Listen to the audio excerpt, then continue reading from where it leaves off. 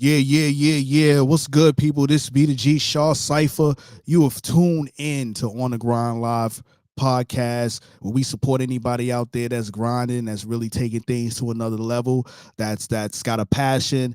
Doesn't matter what that passion is. A lot of people see me and they see people that deal with music, but we deal with businesses, small businesses, entrepreneurs, anybody out there that's got something that they want to talk about, that's motivating the people, that's motivating their city, their environment.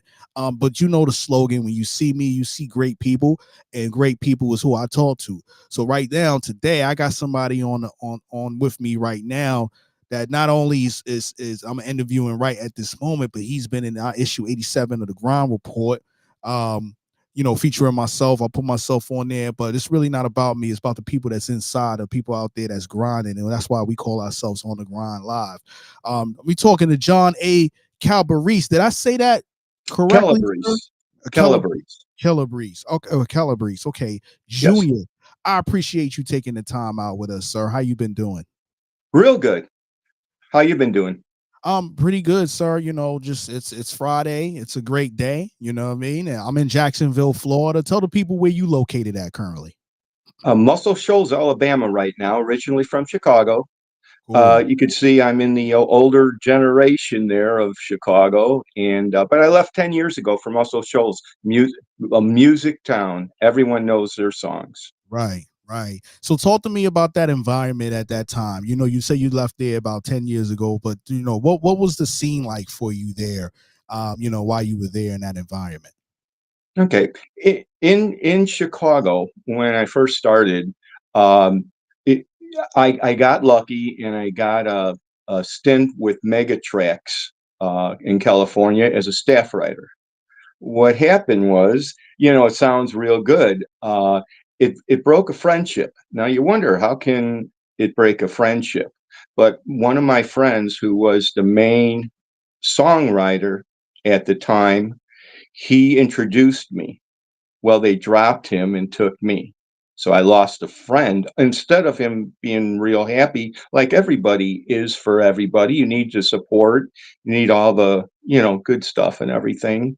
And so I worked for them for about 2 years, and it was just too much work for me at the time. I was married, had 3 kids, um, all that stuff, and trying to write songs for a band that I was hanging out with. And so my time was really there. So they basically let me go the same time I was planning on going. So that started the music thing out there. And I didn't do much until I started thinking about it and go, boy, all these songs I wrote, maybe uh, I could start writing again. Right. So Muscle Shoals is right up my alley because they're all pros that love to play music and like I do. And they've actually apologized to me, the best players, for missing a note when I'm the one who hit the wrong chord. So it's really nice out here, real supportive, and the music is still being made. I mean, there's many places here for the music, and I've been writing here, and that's where my latest song is "The Heart of Me" Right. came up, and of course, everyone has inspiration of what they would write it for, and I wrote that song. I said, what do people think about when they first see the girl that they end up marrying or living with or being with for any amount of time? And that's how the song came like that. Definitely. Who produced that song? Because we had that song and we got that song in rotation on our station, Power 107.6 The Truth. So, talk to me about that one. Like who produced it, or who helped you to deliver that record, the final presentation of that record. Okay, ALC Records in Nashville, they took it among themselves. I had a way to do the song, and what happened with this song? I was actually playing around on TikTok, and I wrote two different songs, and a couple of people wrote me and said it sounds like a song and a chorus. And so it started having me going, and I wrote a song with both of them in there, but they both had the same meaning for the same person. And so I sent it to them, and they uh, I didn't tell them how I wanted it done. I just knew it was country. Out here is a lot of country. Yes, we have a little of everything here. It's Right. the town of the blues, buddy. You know, talk about blues. It's Muscle Shoals too. Right. So I sent it to them, and I had no idea how they were going to do it, and that's what they came up with. And I found out that sometimes you need help, sometimes you don't. But in this business, you need help. You got to do your best. You got to Right. keep up at it. That's the Right. thing. Right. Do you have a specific writing style? Like, do you have to be in a certain environment when you're writing music and creating, or as it comes to you, you just stop what you're doing and start putting together the music? I walk my dog every morning at 5 in the morning, and I take a Okay. little recorder with me. Okay. And we're alone, and it's a beautiful fields, and I'm walking through, and the sun. I always try and time the sunrise, to come up and stuff. And I'll try and sing while I'm walking the dog. I'm not talking to the dog, so that gives me words and melodies. I found a lot of melodies that I've forgotten. I'll say, "Oh, this is how a melody should go," and then I go, I don't put it down on no recording. I wouldn't remember that Right. ever. Right. And so I do that. And then usually about an hour a night I spend. I know a lot of people spend 8 hours at. I had a motto my friends used to tell me. It's John, you wanna you wanna not practice, but you want to be awesome. Because my hour was not nothing, but an hour produced some songs from mega tracks and some songs that came out, so it works. You have to do what time you have, you know. No, no. I mean, the best for me, the best place to write music is on the go, right? So when you're for you when you're walking your dog and that melody comes to you, and so you never know, even the environment around you might strike a type of song. Like, you might see something, hear something that might just jog something in your memory. So that's definitely great to hear. Who would you say inspired you musically? I know that music is something, and that you've been around, music for a while, right? So what would you say, like, who inspired you to be, who you are today?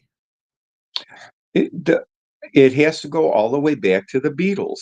I listen to everything. I listen to everything on from hip hop to I like the new stuff. I like your independent stuff that comes out. Boy, there's a lot of original people out here. And I could see that you're trying to help as much as you can. But the Inspire started with the Beatles. It was the time and everything. And of course, I got a band when I was just in eighth grade, and then we did that through a couple years of high school. Then you break up all the time and that. But the Beatles had us started, and then once you got all the way down to Led Zeppelin, into Ozzy, into everybody who came, and I loved both things of whatever the music was. I love all kinds. All of it sounds good to me. And that's good. I like the fact that you listen to all types of music and things like that. Like, you don't keep yourself in the box with just one genre. You pretty much listen to any and everything, and if you like it, then it'll gravitate to you. So that's great. um do you work with any specific engineers, and or do you engineer yourself when it comes to mix and mastering your music? At the beginning, I used to listen to what the engineers had to say, but always put my 2 cents in. And then I realized they didn't need my 2 cents. My 2 cents, I don't think, was as good as a professional engineer. So, I got figured that out. and they've always done their best to appease you, but you know, you're better off leaving it up to them. They listen to a lot of different music, and a lot of it. Then a lot of people have different jobs and stuff. So an engineer, that's their job. Right, right. You know what? You know, it's always good for the engineer to still listen to say, hey, this is the sound that I'm going for. But at the same time, they hear so many different things as an engineer. Like their ears are tuned in differently than you might be, right? When it comes to you writing a song, especially if the engineer, if you have a producer there, right? So maybe the person who created the instrumental, created the beat that you utilize, he's there along with the engineer, and they just mingling together to try to give you that perfect sound. But they still take your input because they know at the end of the day, regardless of what they do, they want to make sure you're satisfied, right? So Right. definitely important. um have you have you had the opportunity to perform any, your music live? And if so, like, talk to me about that experience. Okay, well, yes, I've done it on and off live with different people or bands or by myself.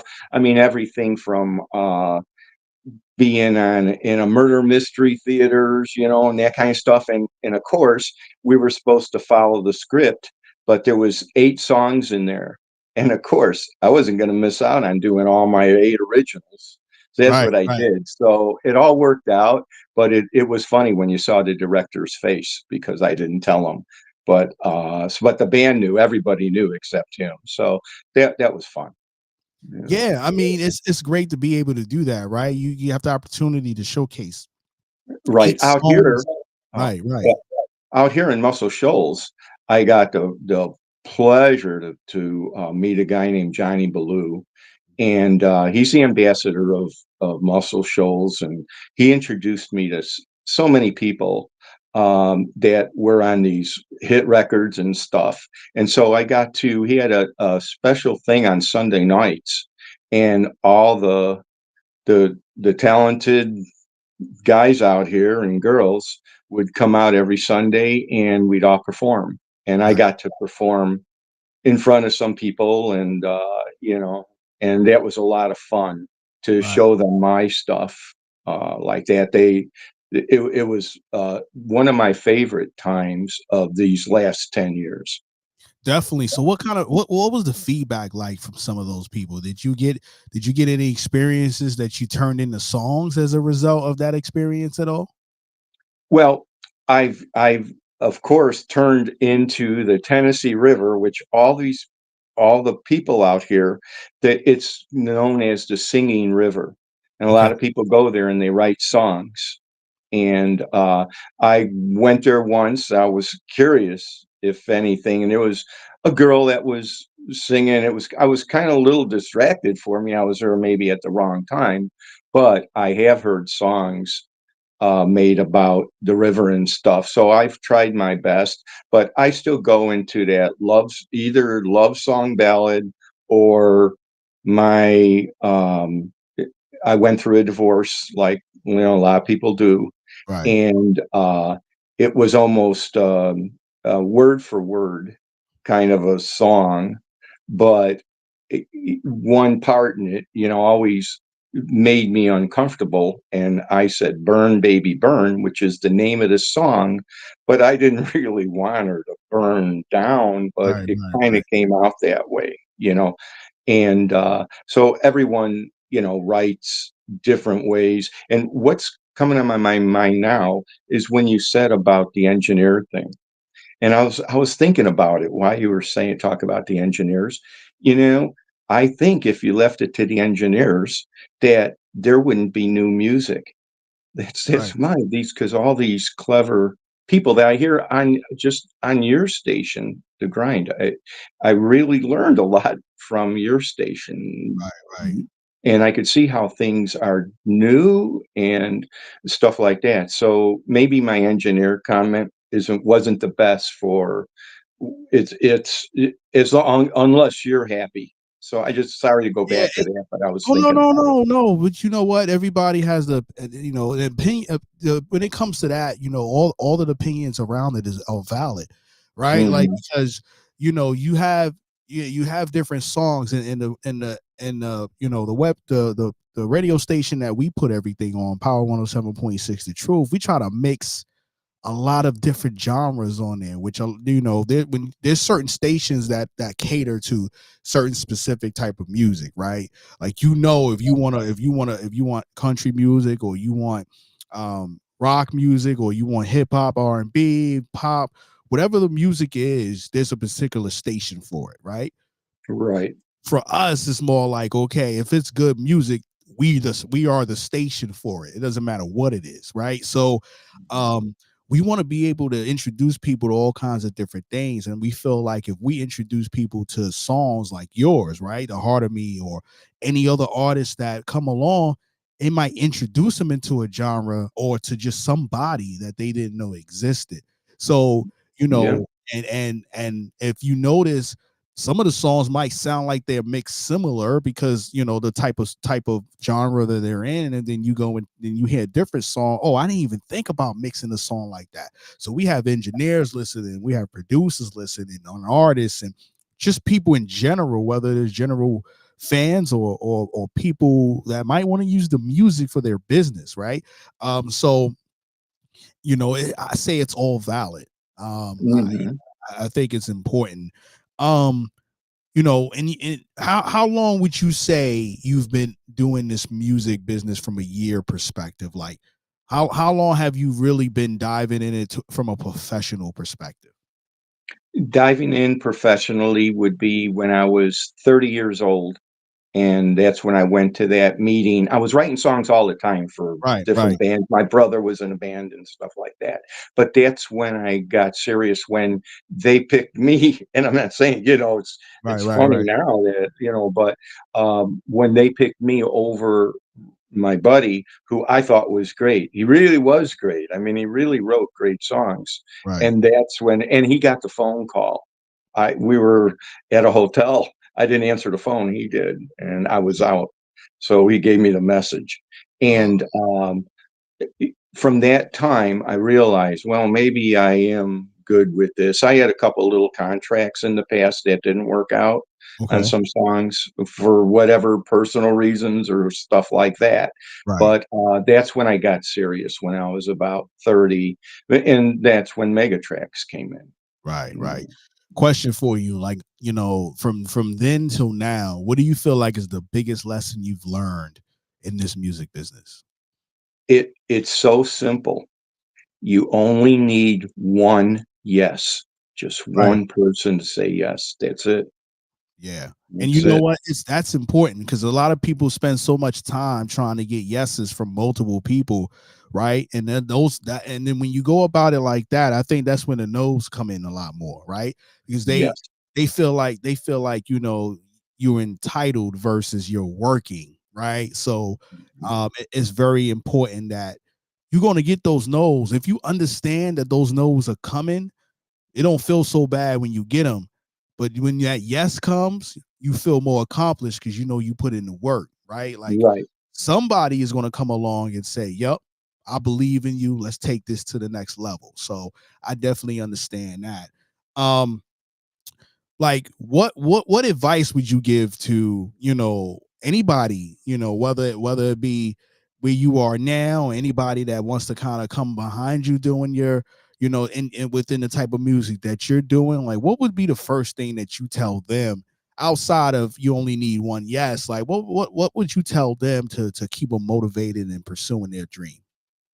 Well, never give up, because there were many times when I go, I'm tired of writing. I'm tired of writing. And next thing you know, someone picked up one of the songs or whatever. And if you never give up, you're never too old. One good thing about songwriting, they have no clue how old you are. uh, Right, at all. And so if you just listen, and you have to listen and maybe read some stuff, but really listen to how it's been played. You want to be original. Maybe you want to not play like everyone's playing. Perfect. right, Stuff like that. So I would just say you're never too old, if you have to say that. And that's not just from an older guy perspective. I right. knew that long ago.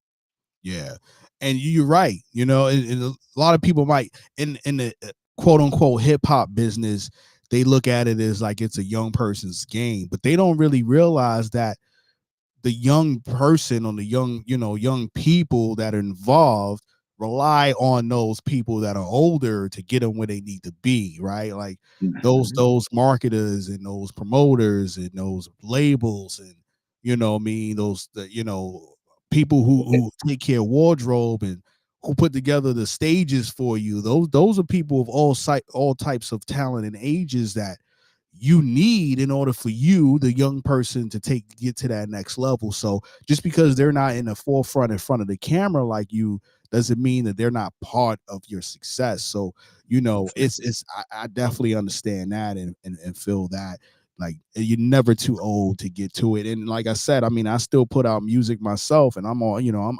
right now I'm developing that, right, with either myself or some of the people that I work with. So it's something that drives you. Some people utilize the music for not just to put it out, but really as their, their comfort, right? Or Mhm. their mental health and things like that.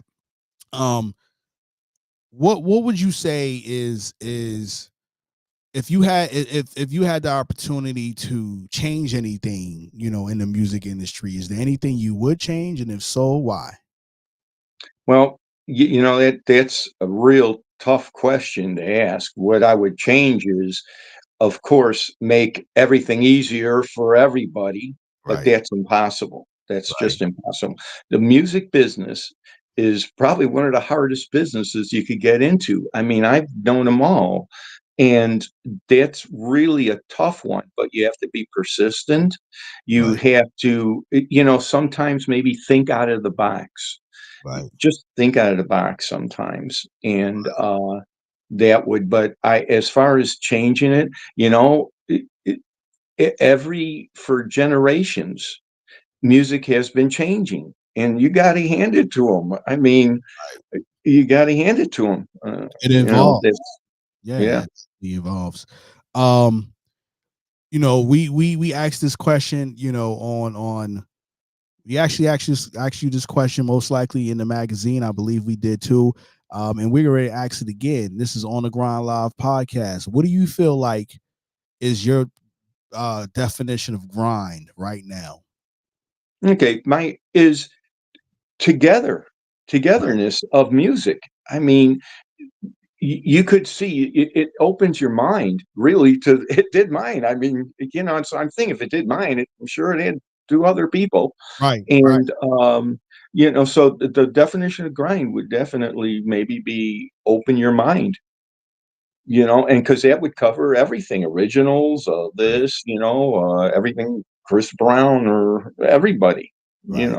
so. Right. And you're right about that, and that's definitely important. You mentioned earlier that you have, three kids, and your family. Like, how did he feel about the music that you put out? Have they had the opportunity to really, uh, you know, uh, support your music the way that you do, for yourself? Like, talk about that if you can. Well, they actually support me. My daughter, especially, she lives in Nashville of all places, Okay. but she she takes after me, definitely. She loves music and Right. concerts and all that stuff. So very supporting from everybody. But I sure hope families do, to and if some don't, they don't, but they might just be jealous. That's what I think is if Yeah. so I'm just thinking of that's a possibility, but I get great support. I've always got great support. I probably go less on me thinking, no, I can't do this, Right. to Right. hearing the opposite from them, like I'm Right. sure. Right. No, it's good. I mean, I have four kids, all together, and they definitely support, and my wife supported, and I got all kinds of people behind me, whether they're part of the building of the blocks, or they're just making sure that or they're praying for me to get to where I need to, right? So that's the more important thing. So, what I mean? Listen, man, we first of all, we appreciate you taking the time out with us. Can you let us know how we can get to your music, whether it be on streaming platforms, websites, and then your social media? Tell them where we can get to you, sir. Okay, well, it's basically on everything. The only thing I took it off, it's on Spotify and the only thing I took it off and YouTube, of course, but I only concentrated on this time. I wanted to see how that song was going to go with just the public, and I just put it on for a short time, and it did 132,000 views, and then I took it off. So, TikTok, I changed the chorus a little bit on the 16th. So someone said something to me, and I thought about it, and then it started bugging me. So yeah, I figured out more on that song, and Right. so I'm gonna re-put it there. But if you go on any of the social and put in John A Calabrese Jr., even Mhm. if you put it on Google or whatever, it'll Right. come up with my songs. You know. Definitely. Well, listen, man, is there anybody you want to shout out? Anybody you want to say thank you to, so on and so forth? Yeah, well, definitely 2 people, and that'll be my brother, Don. I better say my sister, Linda, or I'll hear it, and, my daughter, Tiffany, who's the bright one of my life, and, Definitely. that'll be it for right now. Shout out to your support system and the people that really have your back. That's definitely great to hear. Well, John, again, we appreciate you tuning in with us, man. For the people that's just tuning in, I see you. Hit that rewind back button if you want to stream it from the beginning. We'll have this on our other streaming platform soon. And then you'll see a great write up about it. Again, appreciate you taking the time out, sir. Any last words you want to say before we get out of here? No, I wish I was in an interview room with you. I'd like to meet you personally. Yeah, I gotta be One talking to day. you more. Yeah, You yeah. know, One but day, let's keep in touch, right? There's other right, opportunities and things like that. But even outside of that, let's just keep in touch and just making sure that you keep going. And I know where your music is headed, so we can get that on the stations. great, All great. right. Well, I'll Have a talk real to you good soon. one. Definitely enjoy the rest of your night. Enjoy your weekend. We'll talk to you soon. Bye.